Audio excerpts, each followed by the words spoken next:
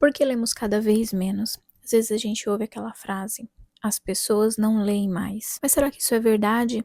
Ou a leitura simplesmente deixou de ocupar o lugar que ela ocupava na vida das pessoas? Eu acho que a segunda opção faz mais sentido, porque se a gente olhar alguns séculos atrás, os livros não competiam com quase nada, eles quase não tinham concorrentes. Hoje, cada vez que você abre um livro, você está dizendo não para dezenas de outras formas de entretenimento. Pensa na vida de alguém no século XIX, não existia televisão, não existia cinema, não existia o YouTube, internet, os streamings, não existia videogame, não existiam as redes sociais. Depois do trabalho, das obrigações, o que sobrava? Conversar, escrever cartas, tocar um instrumento, passear e ler. O livro era uma das principais portas para conhecer outros lugares, outras pessoas, outras formas de pensar. Era através deles que muitas pessoas viajavam sem sair de casa, conhecia outras culturas diferentes, imaginava paisagens que nunca pisaria, conhecia personagens que jamais encontraria. Hoje isso mudou completamente. Você quer conhecer um lugar, a primeira coisa que você faz é abrir ali o Google, né? Pesquisar sobre aquele lugar. Então, de certa forma, você conhece aquele lugar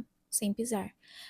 Não precisa abrir um livro como era antigamente, né? As pessoas, para saber como era um determinado lugar, eles pesquisavam sobre livros que falavam daquele determinado lugar, que a história se passava em determinada cidade ou determinado país. Se tem vontade de ouvir uma história, antigamente recorria aos livros. Hoje em dia, vai assistir a um filme, a uma série. Se quer aprender alguma coisa, abre o YouTube, tem vídeo sobre tudo de poucos minutos. Quer companhia, existe uma rede social para isso. A gente sabe que isso não supre a necessidade, mas muitas pessoas supre essa falta de uma companhia real com pessoas da internet. Então, pela primeira vez na história, o livro deixou de ser quase a única forma de entretenimento. Eles passaram a disputar espaço com a quantidade infinita de estímulos. E existe uma diferença importante também: quase todas essas novas formas de entretenimento, elas exigem muito menos de nós. Quando nós assistimos a um filme, alguém já escolheu o rosto dos personagens, a voz, a iluminação,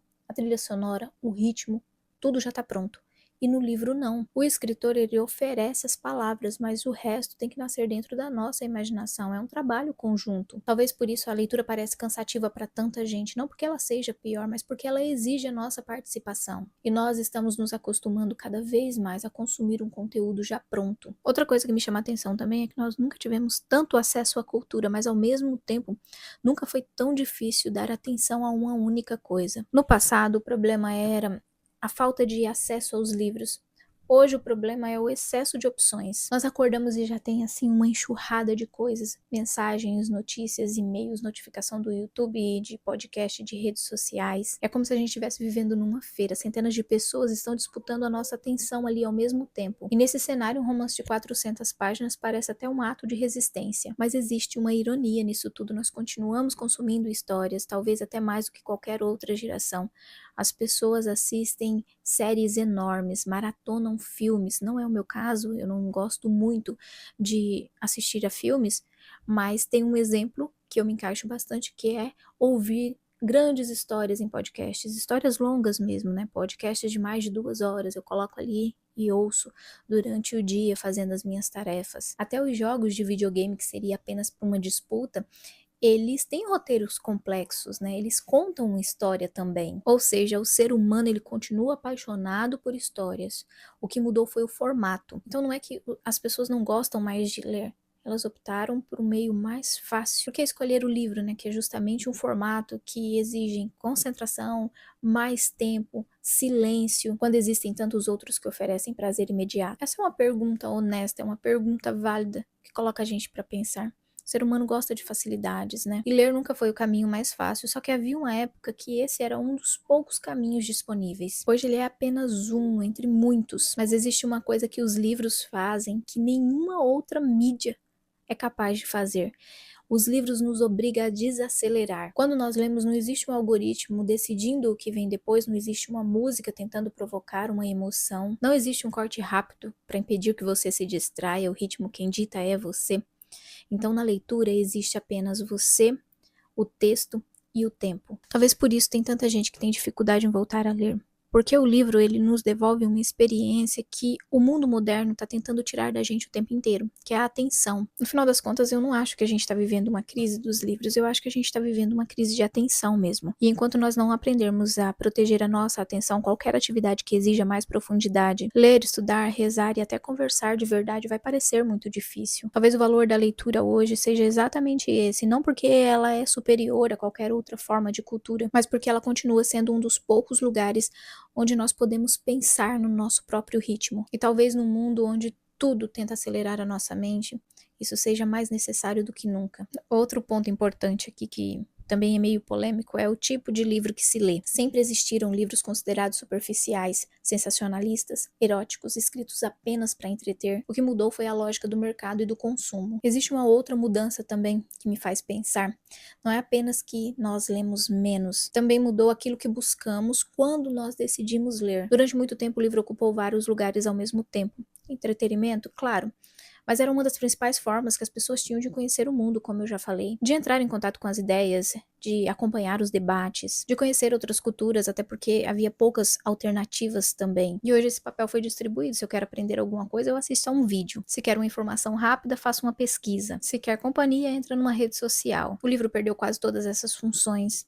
E para muita gente restou apenas uma, a de provocar sensação.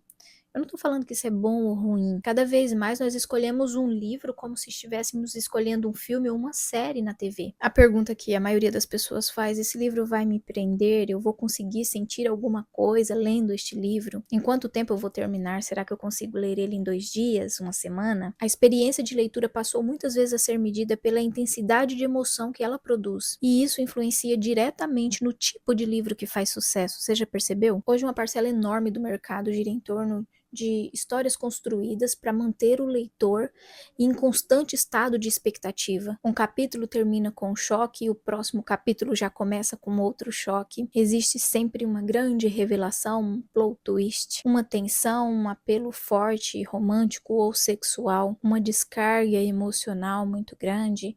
Tem também aqueles temas que são colocados ali dentro para engajamento. É uma estrutura muito parecida com a lógica das redes sociais. Tudo precisa aprender, tudo precisa estimular, tudo precisa evitar o silêncio. Talvez a discussão mais delicada esteja aqui. Não é só a presença de cenas de sexo dentro dos livros. É claro que hoje é explícito, é tudo muito explícito, né? Mas sempre existiu algumas cenas assim na literatura. A literatura sempre falou do corpo, do desejo, da sexualidade, mas de uma forma mais velada, de uma forma até mais bonita. Não de uma forma vulgar, escancarada. Mas aí a gente deve se perguntar, né?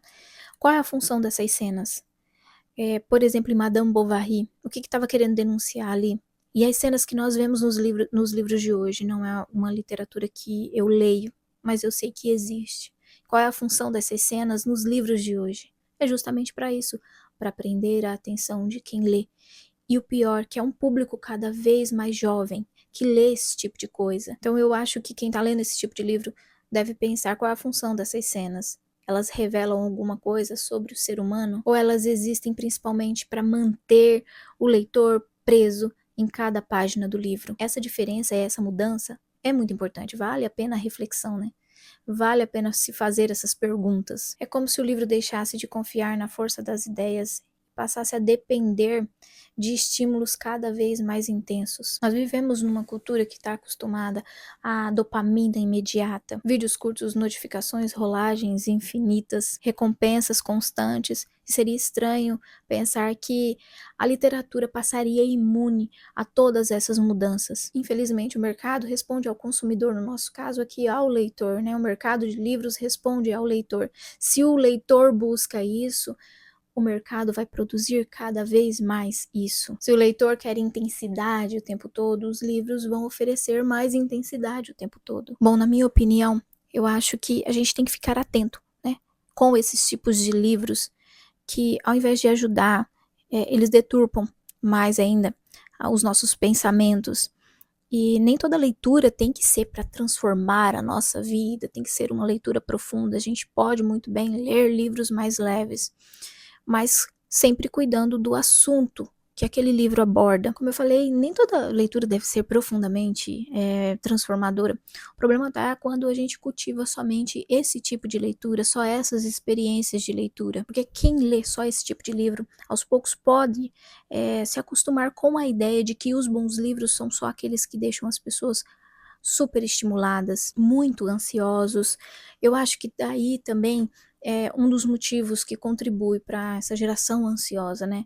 Os poucos que leem, aqueles poucos que leem, mais da metade, buscam leituras que geram ansiedade, né? Você está sempre querendo devorar o livro ali para ver o que vai acontecer na próxima página. Você não consegue nem digerir direito o que está escrito ali. Você quer ir logo pro plot twist, a grande virada que tem ali naquela história. E se você parar para analisar, os maiores clássicos da literatura, eles fazem exatamente o contrário dos livros mais vendidos de hoje em dia.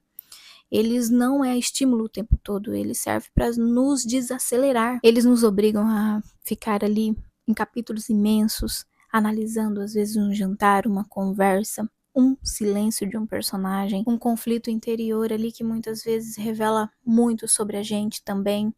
Então, os livros, os grandes clássicos da literatura, eles são completamente opostos aos livros mais famosinhos de hoje em dia. Talvez é por isso que muita gente abandona os clássicos, porque eles acham que nada acontece. Na verdade, acontece muita coisa, mas na maioria das vezes não do lado de fora, mas dentro da gente. Talvez esse seja um dos maiores desafios da leitura hoje, não é apenas encontrar tempo para ler, mas reaprender a encontrar prazer em uma experiência que não depende de estímulos o tempo inteiro. Os livros, eles abrem espaço para contemplação. A maior dificuldade das pessoas hoje em dia, das novas gerações. Tem uma boa notícia nisso tudo, né? Nem tudo tá perdido. A nossa atenção, ela pode ser reeducada. O problema é as pessoas quererem, né? Muitos não se dão conta de que elas perderam total controle sobre a própria atenção. E eu acho que por isso o nosso trabalho aqui na internet é importante, né? A gente anunciar os grandes clássicos, mostrar mesmo o valor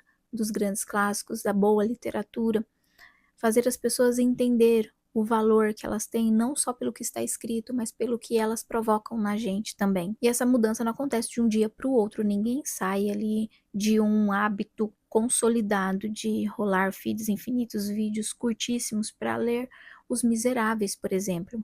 Que eu tô falando porque é um livro grande. Outro livro que está aqui também é O Conde de Monte Cristo, que é um livro grande também. Então, é um hábito que vai se construindo aos poucos. Assim como um músculo enfraquecido, ele precisa ser fortalecido aos poucos. A nossa capacidade de atenção também tem que ser retomada aos poucos. E talvez essa mudança ela aconteça com escolhas pequenas, né? Ler 20 minutos, deixar o celular um pouco de lado, conseguir terminar um capítulo sem sentir a necessidade de interromper a leitura, dar uma chance para um livro que exige mais paciência do que adrenalina e principalmente aprender a não abandonar um livro só porque ele não entrega tudo ali imediatamente. Porque uma das melhores experiências de leitura, elas não é nas primeiras páginas ali. Às vezes você termina um livro e só depois você vai entender o que ele queria dizer, refletindo sobre ele. Então, não é só porque as pessoas leem menos, eu acho que cada um individualmente deveria se perguntar assim, que tipo de pessoa eu estou me tornando através daquilo que eu estou consumindo, porque tudo, absolutamente tudo que nós consumimos nos forma. Os vídeos que assistimos, as músicas que ouvimos, os livros que lemos, tudo isso passa pela gente, eles deixam de certa forma alguma marca. Vale uma reflexão aqui. Vamos tentar recuperar o gosto por aquilo que exige um pouco mais de nós, porque curiosamente são justamente essas experiências, um grande livro, uma conversa longa, um momento de silêncio, uma oração, uma caminhada sem pressa que costumam deixar marcas mais profundas. E agora eu quero que você se faça essa pergunta, a resposta é só para você. Será que eu estou consumindo só aquilo que me estimula ou também aquilo que me transforma? Bom, espero que essa conversa tenha aberto uma brecha aí para reflexão. Até o próximo vídeo. Tchau!